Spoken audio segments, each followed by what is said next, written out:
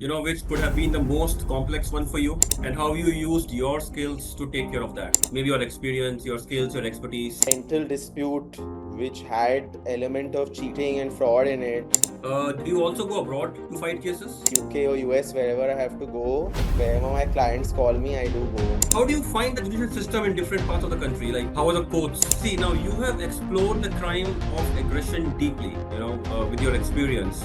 And we also saw the recent India-Pakistan skirmish also. No one gains from war. This is what we need to understand.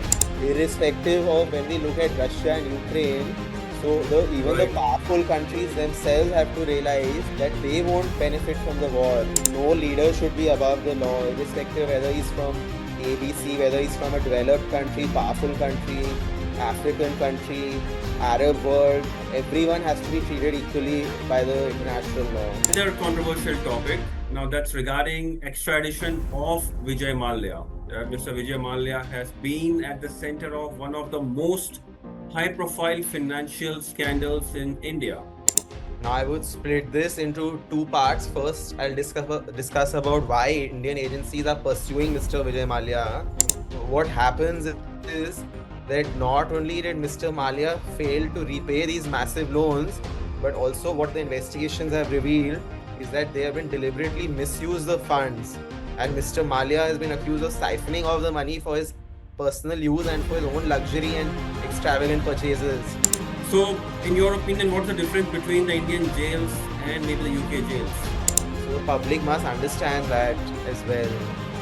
And we do often see whether it was in the Salman Khan case, where although yes, he did appeal, but he was, in a sense, the prosecution was able to successfully prove his case. Hello, everyone. Welcome to another session of Lex Talk, where we have Mr. Ankur Malik joining us in a discussion about, you can see the law unfiltered, where we pull no punches and ask the questions that matter. Today, we are diving into Razor's Edge, where justice meets geopolitics and power often writes the rules. I'm thrilled to have Mr. a high-stake litigator and recipient of the prestigious Global Lex Falcon Global Award. The award that he won is basically for Emerging Lawyer of the Year 2025 at New York. Ankur has navigated some of the most complex and politically sensitive cases in India over the past years. But today, we are going global. From Nuremberg trials to the battlegrounds of Ukraine and Gaza, we will uncover why the crime of aggression, once called the supreme international crime, is now trapped in a web of loopholes, power game, and selective justice. And that's just the start. Okay. Now, we also break down the Vijay Mallya's extradition saga, the question of whether India's judiciary is truly independent and the single most urgent reform needed to fix our broken legal system. So, everyone, buckle up.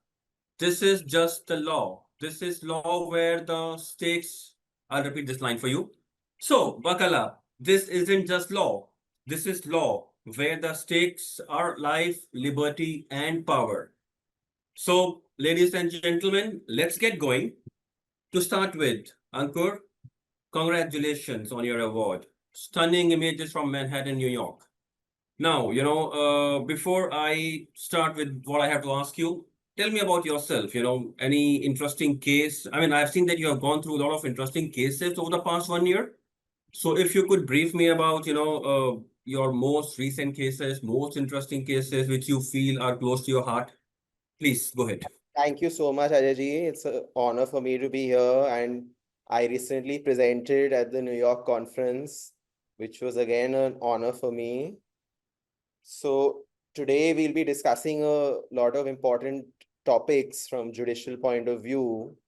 Now, first coming to the cases which I have been handling, I have been very lucky to have a wide variety of clients, be it from defense services to retired pensioners, to business houses, to foreign immigrants. All these cases are equally close to my heart and they cover a variety of different areas of jurisprudence, be it criminal law, immigration law, civil and constitutional law alike. So I can't pinpoint one case which is close to my heart. All these cases are equally important for me, and I work with equal endeavor for all of them. Okay. Anything, the latest one, which you feel, which could have been the most complex one for you, and how you used your skills to take care of that? Maybe your experience, your skills, your expertise. There was a rental dispute which had a element of cheating and fraud in it. So that covered various areas of law which were intermingled with each other. So I helped to secure a successful settlement in that between the parties. So that would be one of the cases which I managed to, pull the strings well in that. Okay. All right. And now, since you also travel to different parts of the country, do you also go abroad to fight cases? Yes, I do travel to different part of the country, then even internationally to the UK or US, wherever I have to go. Wherever my clients call me, I do go. So, if I will ask you to compare different states in India, maybe state of Delhi, maybe UP, let's say West Bengal for that matter. I guess you were in Kolkata a couple of days ago. Yes, I So, was in Kolkata for a matter a couple of days so ago. how do you find the judicial system in different parts of the country? Like, how are the courts to ask to, for our audience to know, like if they travel outside India or they travel in different parts of India, how is the judiciary system in different parts? So when I compare the judiciary system in different parts, obviously Delhi is more technically advanced since it's the capital. Now, when I come to other states, when we talk about the high courts in different states, they have been technically advanced now, but the lower courts still need to gather pace and they require a lot of development over there, especially in the Okay. rural areas. There are miles to go when we achieve the kind of development which the judicial systems abroad have. Now, now let's coming to my questions. I'll talk about the crime that shocked the world. Now, Ankur, see, now you have explored the crime of aggression deeply, with your experience, from its roots in Nuremberg to modern day challenges like Ukraine and Israel, Palestine. And recently we had that, US, Iran, jumping in. Could you help the audience understand why aggression was once considered as supreme international crime? Now, what really qualifies as aggression today? Why the International Criminal Court took so long, to act on it? And how political loopholes like, opt-outs, Security Council vetoes, limited jurisdictions, they have created barriers to true justice. Also, let me just complete my questions. Also, in light of these challenges, can this system be fixed? Or is the right against aggression destined to remain symbolic? Like, in your opinion, It's a very important topic, Ajay. I would take a few minutes to answer it bit by bit. please. Now, crime of aggression was a supreme international crime even during Nuremberg 80 years ago, and even today it is a supreme international crime. What we are seeing according across the globe, whether it's the US bombing in Iran, whether it's the Russian Mhm. invasion in Ukraine, whether it's the Israel-Palestine issue, and we also saw the recent India-Pakistan skirmish also. So this has become of very important significance today. And why crime of aggression was called the supreme international crime in Nuremberg 80 years ago after the Second World War is because it is this crime of aggression which acts as a trigger and unleashes the other crimes, whether it is genocide, war crimes, or crimes against humanity. So unless until we stop aggression, we can't prevent the horrors which follow from the wars. Now we take the example of Russia. Russia was much more powerful as compared to Ukraine. So it Right, exercised obviously. aggression and bombed them left, right, and center. We'll also talk about how powerful countries are trying to escape from the international crime of aggression as it's been defined. And they were responsible for bringing all these loopholes. Now, coming to Right. global focus, the crime of aggression has now slipped from the top of international justice agenda, and we're only talking about genocide or terrorism. while the actual root is from the crime of aggression. So see, as crime of aggression was defined under the Rome statute, it was a good development that time. Because what it aims to do is it doesn't restrict aggression only to the foot soldiers, but it defines aggression as a leadership crime. So it tries to punish the individual leaders who plan, control, or direct acts of aggression, whether it's the prime minister, president, or the army commanders. So any use of armed force by one state against another in violation of the UN Charter constitutes aggression. And it is directed at those who plan, control, and direct such acts. So it can be a person who's sitting in an office by orchestrating such illegal wars. And the crime of aggression today is not visible military invasions today. It is also, if we look at the wars which are happening, we've seen drone strikes, we are seeing cyber attacks.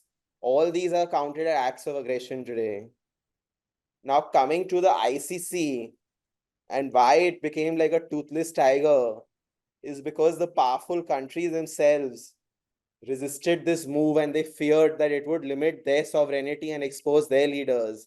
ICC has been accused of racial bias all over the world since most of the prosecutions happening are only of African leaders, but you'll never see one from US or Russia or China being prosecuted. So what has happened is that the jurisdiction clause under Article 15 in the Rome Statute, as is defined, countries can opt out of the ICC's jurisdiction. So it's kind of like making murder optional in international law. Unless they submit themselves to ICC's jurisdiction, the ICC may or may not be able to proceed with them. So this is a major weakness in the enforcement system which emerges. Now, what further complicates the situation is that the UN Security Council holds the power to approve or block aggression cases where we have non-member states. So we have permanent members like US, Russia, and China, who themselves are often the perpetrators of aggression. They themselves have chosen to opt out and they tend to block the cases whenever any of their allies are involved. So this is making the system extremely vulnerable to selective justice and political interference. And this definitely needs to change if we want an effective law. I agree. We definitely need special tribunals because ICC's hands are tied. We've seen Israel-Palestine case. Palestine had submitted itself to the jurisdiction, but when the ICC wanted to investigate Israel, there was a global backlash, and in fact, President Trump imposed sanctions against the ICC.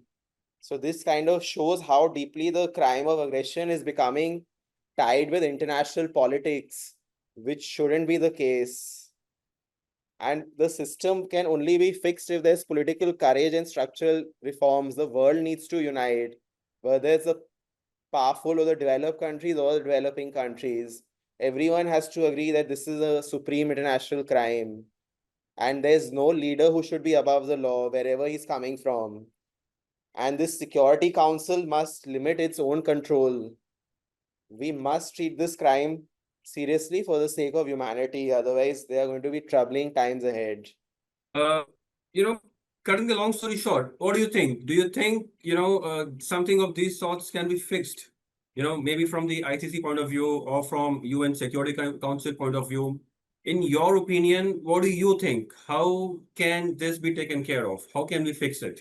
See, Ajay, there are vested interests involved. Like I said, the powerful countries of this world, whether it's US, Russia, or China, they themselves are often the perpetrators of aggression.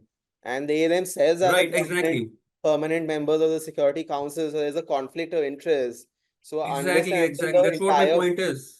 entire world unites and says that no, we want to treat aggression unitedly as a supreme international crime, and there'll be no loopholes in terms of opting out or in terms of Security Council control, then there can't be any solution.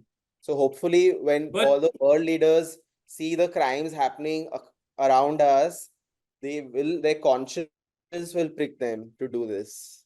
But see, what, from audio point of view, I'm trying to understand is that we have five members who are part of the the permanent seat in UNSC.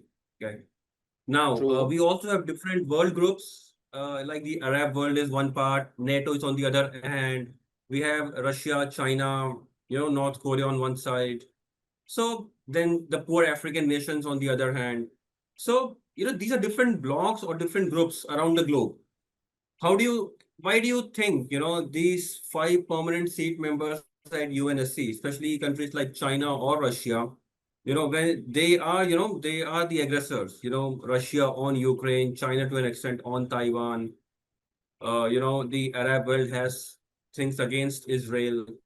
So how do you think they all can and why will they all come on one table at one point or on one page? In See, Ajay, your no one opinion, See, Ajay, no one gains from war. This is what we need to understand. Irrespective of when we look at Russia and Ukraine, both sides have had casualties. Now, when Ukraine got support from NATO, even several Russian civilians were killed in the process. So even the right? powerful countries themselves have to realize that they won't benefit from the war either. And unless and until this dawns on them that no one benefits from war, and my act of aggression won't benefit my own nation, this situation can only be solved in such a scenario. Now, when we look at the African nations, ICC is very quick and expeditious in disposing of the matters there. When we have African nations, you'll see the highest number of prosecutions in the ICC are for African leaders. But you will find that no one from US or Russia or China is being prosecuted because unfortunately over here there's politics of power which is at play. So what is happening is that the law has been framed in such a way that the UN Security Council members can always veto an act of aggression if they want to, especially if it's any of the allies involved.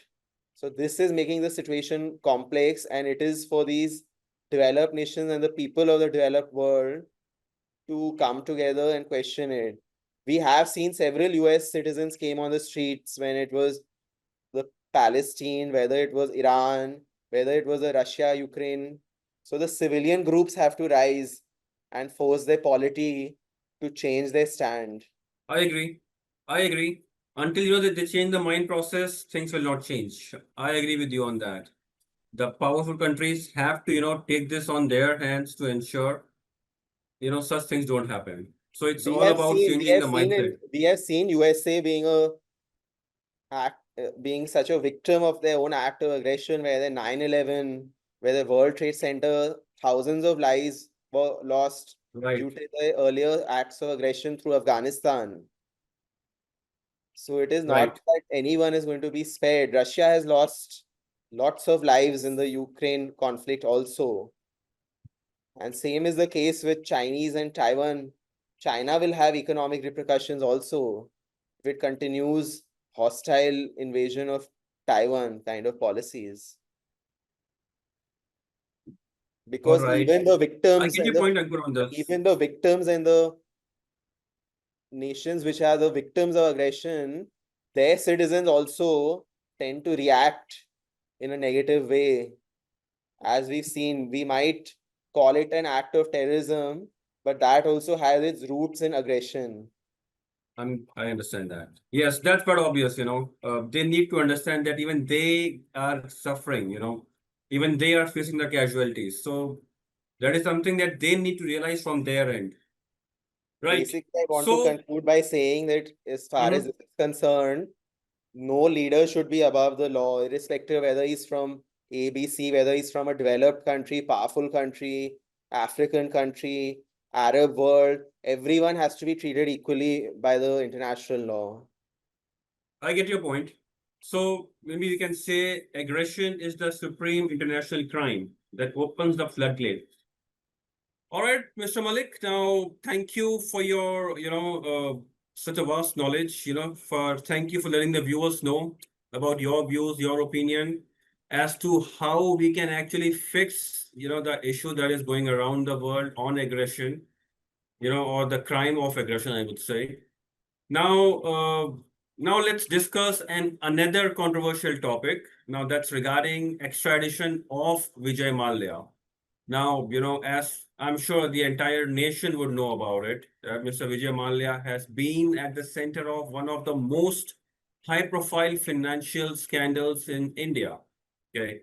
Now, could you help our audience understand why exactly are Indian law enforcement agencies and banks pursuing him so persistently, and what are the core legal issues involved in this case, that have prevented his return to India despite prolonged extradition proceedings?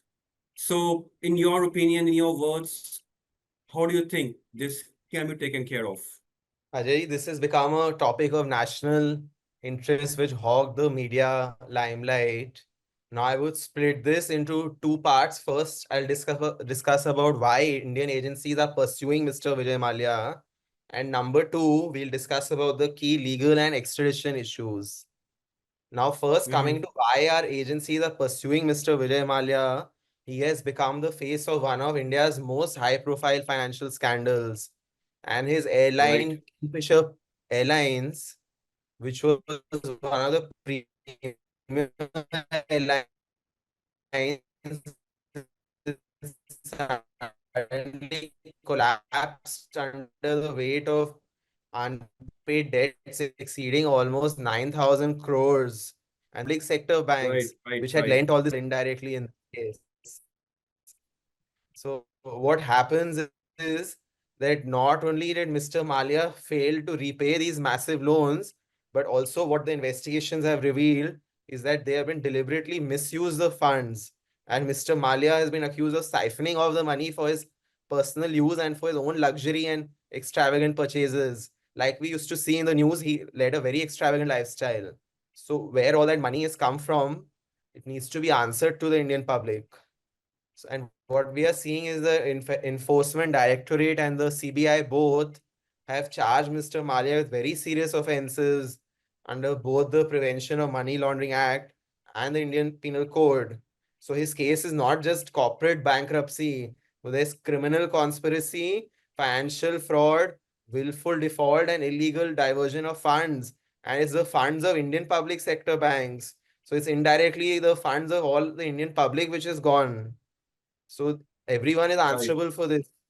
And it's very necessary to restore faith in the banking system. How could such a situation have taken place? Now, when I discuss about the extradition issues and the key legal issues involved, as we know, Mr. Malia fled to the UK soon after these allegations emerged. That is a political issue which I won't talk too much about at length. The media has covered it in Understood. depth.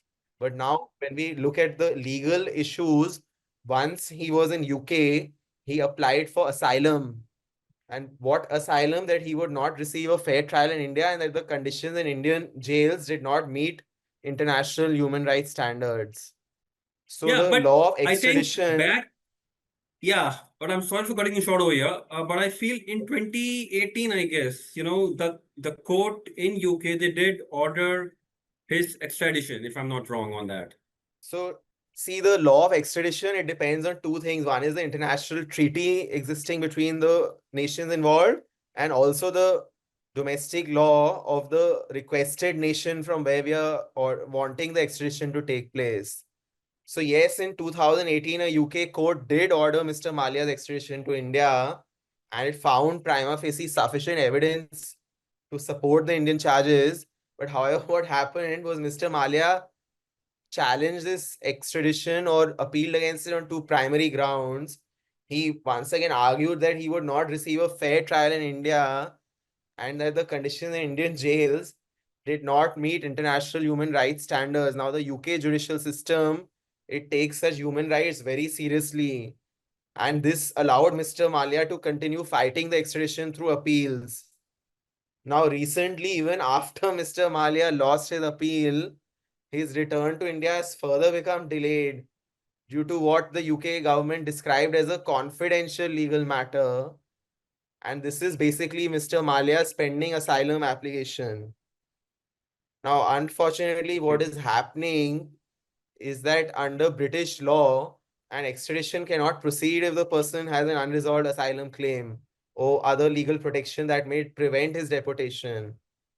So what is happening is that once again the extradition progress and due to the process has been prolonged indefinitely because of the complexities of international law, and also because the UK's own commitment of providing due process and protecting human rights, because we cannot disagree on the fact that Indian jails are quite dismal, the condition as compared to the jails abroad. So it has to be viewed from that perspective as well. Now, further, although the Indian legal teams have argued strongly that Mr. Malia will face a fair trial, but UK's final decision is still awaited. Only once all the legal hurdles are cleared and these human rights evaluations are done can we hope for his final extradition. Okay, Until but such time, and until such time as he's not extradited, there's no light of the unpaid loans. So this is a okay. matter of national concern, But and to my hopefully the understanding, government will take proactive steps. all right. But Ankur, to my understanding, aren't the human rights conditions same all over the globe? I mean, we also have human rights in countries like India, Pakistan, Bangladesh. I mean, though I'm not sure how good they are in those countries, but even in India, we do have human rights. They do visit, these jails every often. So, in your opinion, what's the difference between the Indian jails and maybe the UK jails? Even we treat the prisoners fairly. We provide them meals 3 times a day. What could be the issue? We have the medical facilities in jails Now as see well. Ajay ji, see Ajay ji, the condition, this is the difference between the basic life abroad and the life here. When we look at the rooms which are given to the prisoners, and often they are having to share their rooms with 3 4 other people, not that the high profile prisoners don't get a separate room, but comparatively we look at the jails abroad, they are much cleaner and they can be compared to some of the hotel rooms in our country. Okay. So when we are judging from that kind of a standard, so obviously the UK judicial system would take a different kind of a view. What we perceive as being clean may not be clean for the developed world. And Vijay Mallya is not the only case. We had seen in the high profile Gulshan Kumar murder also, which had happened, that there was a very Nirav Modi famous music case, director, other cases. even Nirav Modi case, but I would take even a high profile murder case of the Yeah. Gulshan Kumar, who was the owner of T Series. Yeah, yeah, Even yeah, in yeah, his yeah. case, there was a famous music director who was implicated, but he also fled to the UK and he never returned. It's been 30 I agree. years. There's a basic problem in the law and the extradition law that it's not easy for extracting extradition from anywhere, and it requires cooperation of both the judicial systems. I get your point, Mr. Malik, on this. I do get your point on And this. what happens further is when there's a powerful individual who has money.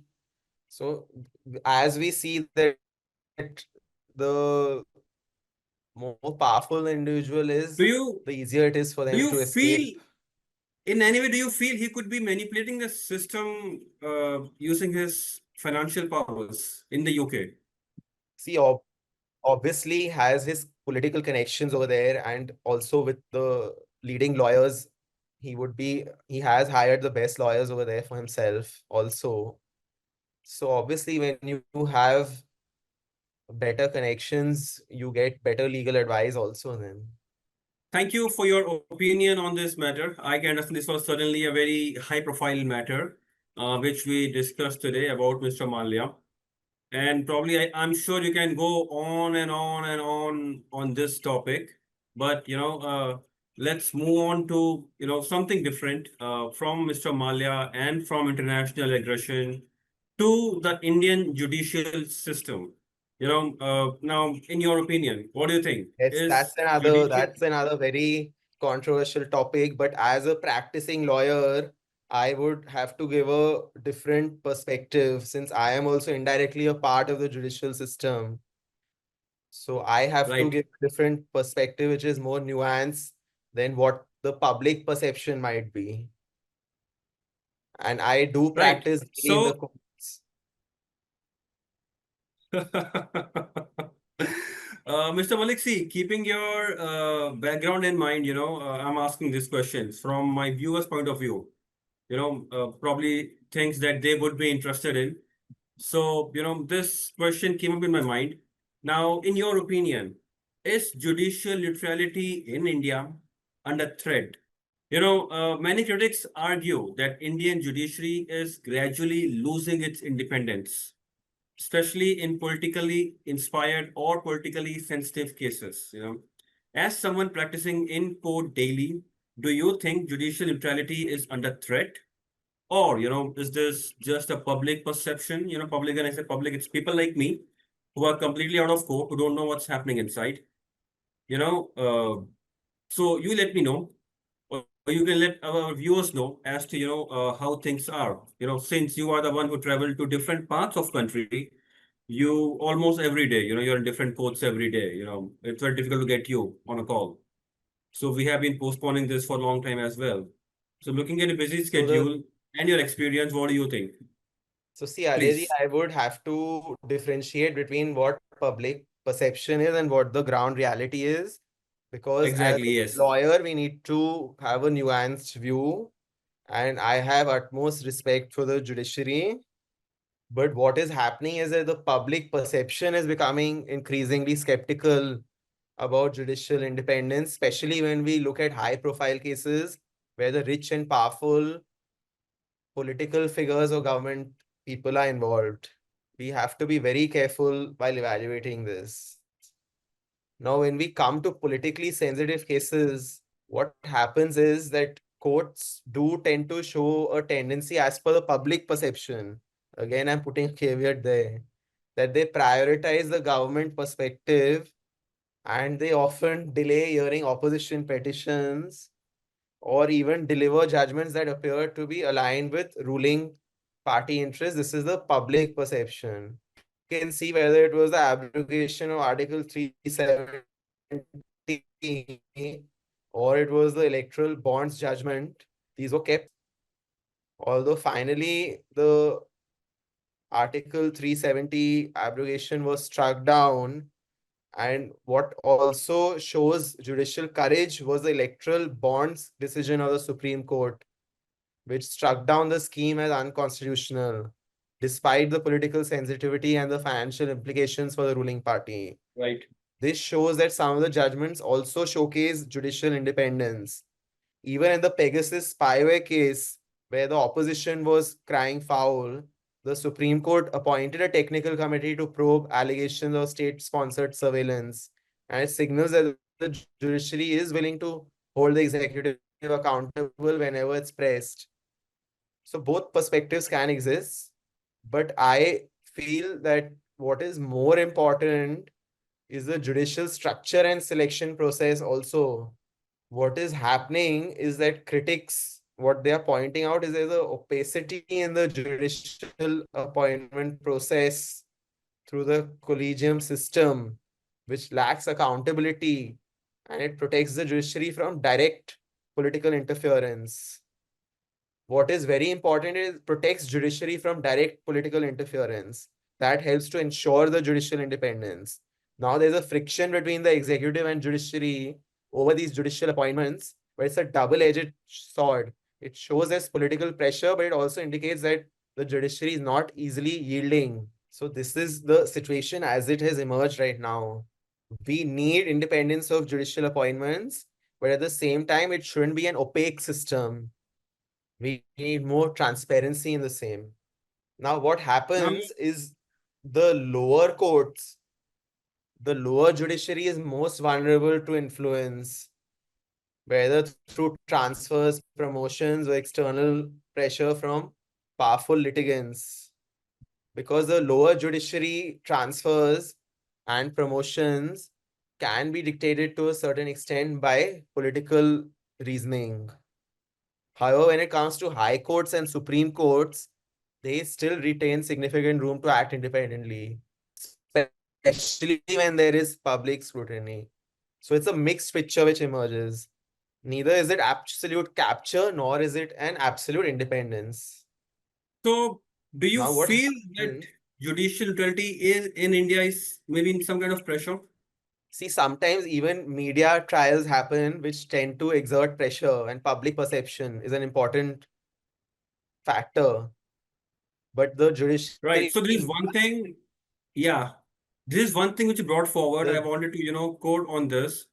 Uh, do you feel, media trials or public pressure, not the political pressure, public pressure, the common public, like you and me, media trials, can they influence the judicial verdict in some or the other way? see, ultimately, the judiciary uses the law of the land and its own precedents to decide a case.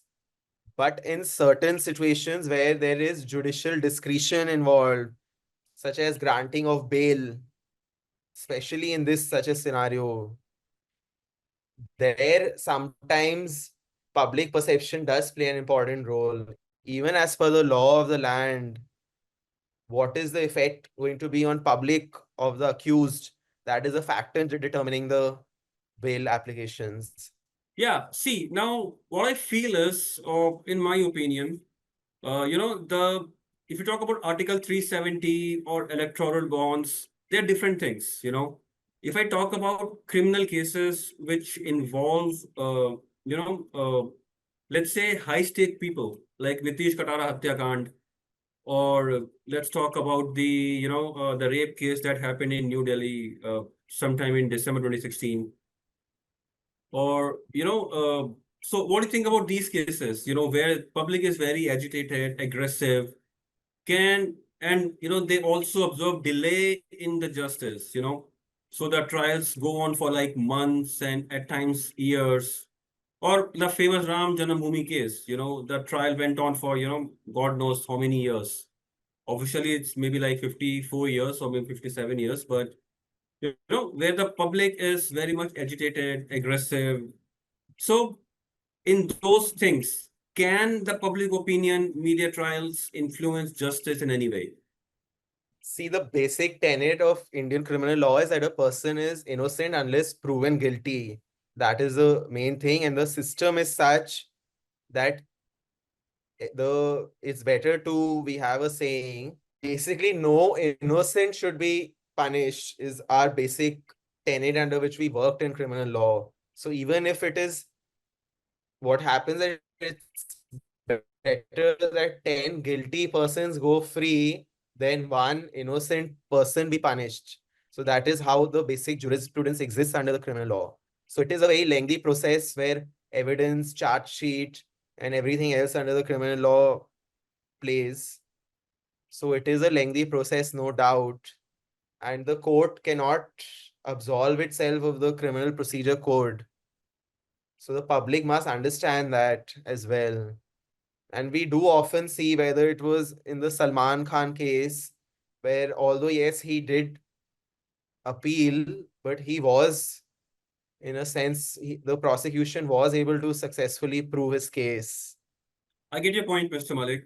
Now, if I'll ask you, given your wide-ranging experience across India's legal landscape, from high-stake litigation to tech-enabled practice and alternative dispute resolution, what, in your opinion, is the single most pressing reform needed in the Indian legal system today, to make it more efficient and equitable for all stakeholders?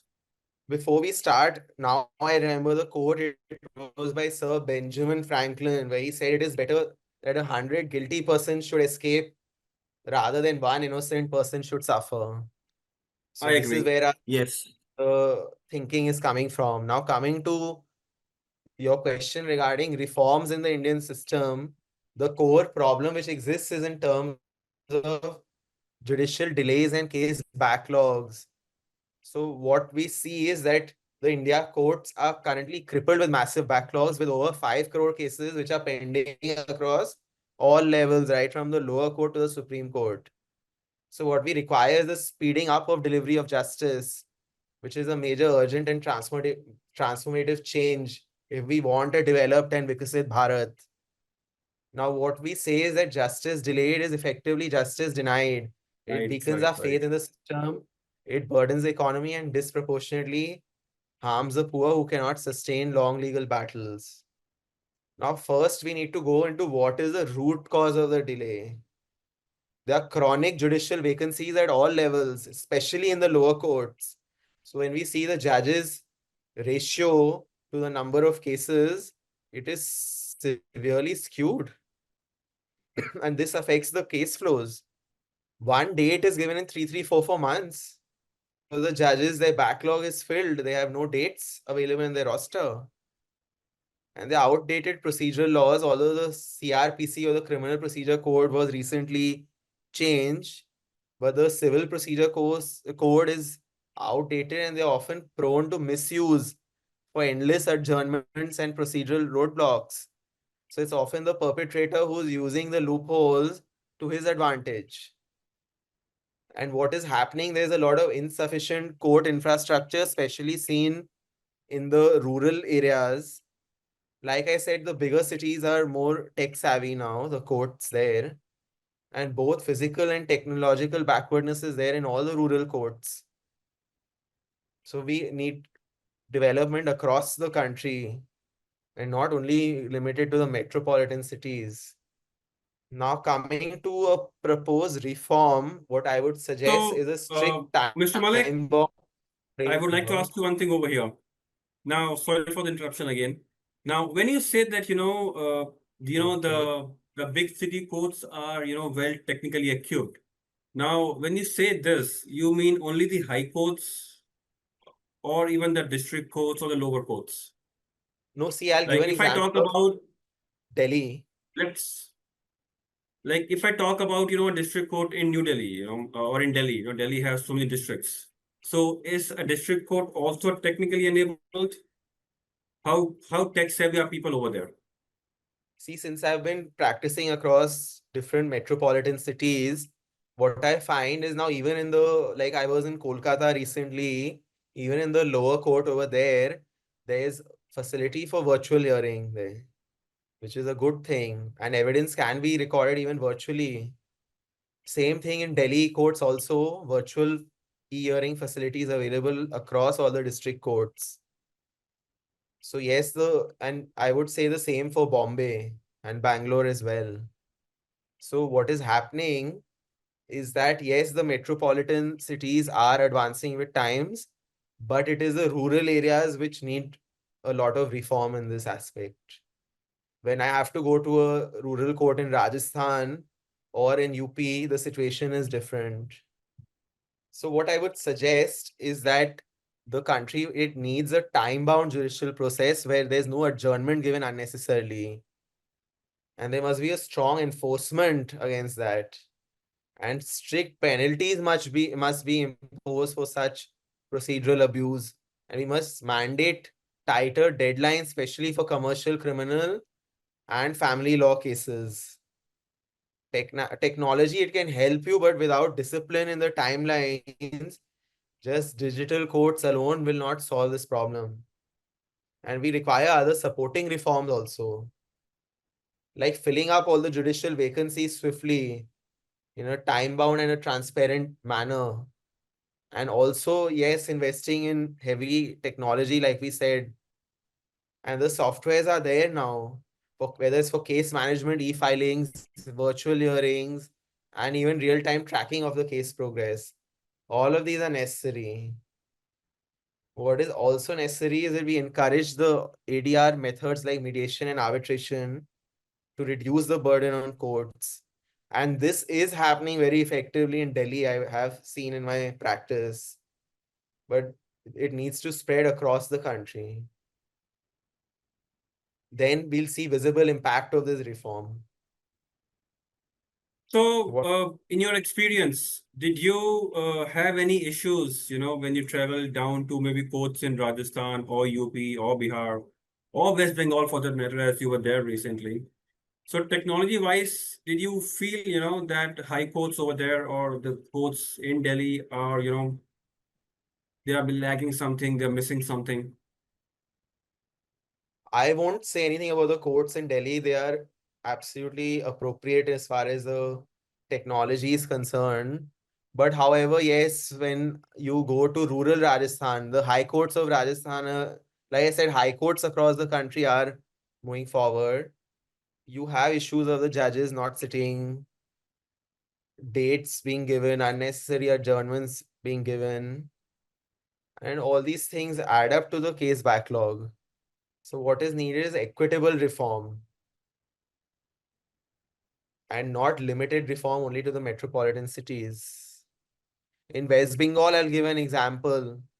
We often see courts are on strike over there. For every political issue, the courts are on strike over there. So there are a lot of unnecessary holidays which add up. I We agree. need to improve India's global business climate, and that can only happen if we reduce commercial disputes resolution time. Although the Commercial Courts Act was enacted, which has helped, but still we need to do more. We need a level playing field with not only the rich who can afford the delay tactics and the poor suffer the consequences. I'm saying that although I represent many people who are rich and affluent also, but still, I would say we need a level playing field where delay tactics don't work and the poor don't suffer the consequences. Only this will increase the public confidence in the system by making justice more accessible and predictable. Justice must be swift to be meaningful, otherwise, it has no meaning. We often see that cases are solved when the grandparents had filed the case, and finally, when the grandchildren are there, then the final judgment is coming. So, most Right. equitable legal That's system where justice is right. not available but delivered in a reasonable time. I agree with you, Ankur, on this. That's actually very well said. Justice must be swift to be meaningful, and it should be delivered in a reasonable time. That's actually very well said. I sincerely hope that, the courts in India realize Mm. what you're saying, that, justice denied, justice delayed is justice denied. And it should be delivered in meaningful time and in reasonable time. The I courts definitely have, agree the with you on judges that. have said this time and again. The judges have said this time and again, but it's not only their fault. There's a all-around reform which is needed, both from the executive, legislature, and the judiciary alike in this kind of a scenario. Right. I agree to that, Mr. Malik. And wow, what a journey, what we have covered today. From the blood-soaked battlefield of global aggression to the marble courtrooms of India, where justice is both, promise and sometimes a mirage. Now, Ankur, thank you.